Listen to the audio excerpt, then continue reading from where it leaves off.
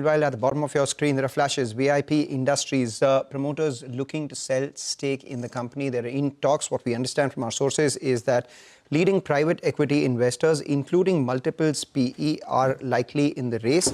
And remember, as the deal would happen, promoters who own 51.7% stake in the company, this deal is likely to, trigger an open offer for minority shareholders as well. So, short point. Promoters for VIP are in talks to sell stake in the company. Leading private equity investors, including the likes of multiples PE, are in the race. And more importantly, it will trigger an open offer for the deal to happen. CNBC-TV18 has written to both the companies. We are awaiting their response.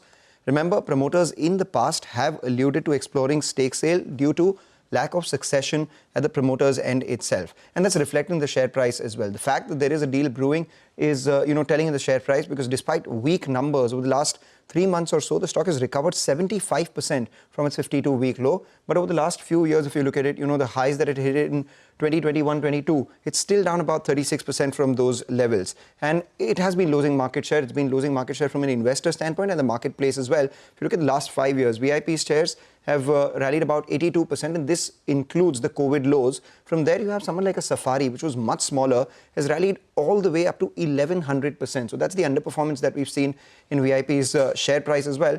What is it that is important to track from a VIP perspective post-deal? They've been losing market share, so revival of brand VIP and growth in Skybags as well as their premier offering Carlton, something we'll be watching out for. In CSD, the Army CSD, they've been losing market share to Safari.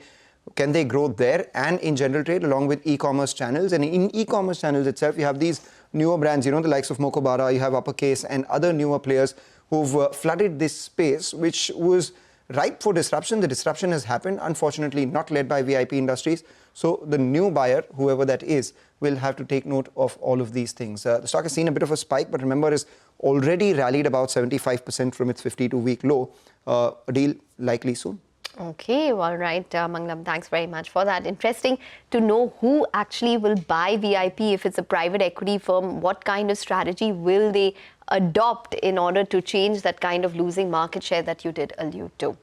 Well, we need to take a short break, but Manisha Gupta will join in on the other side to talk about what she's tracking in the commodity space. She has with her Ruchi Shukla, the head of energy at MCX. Stay tuned.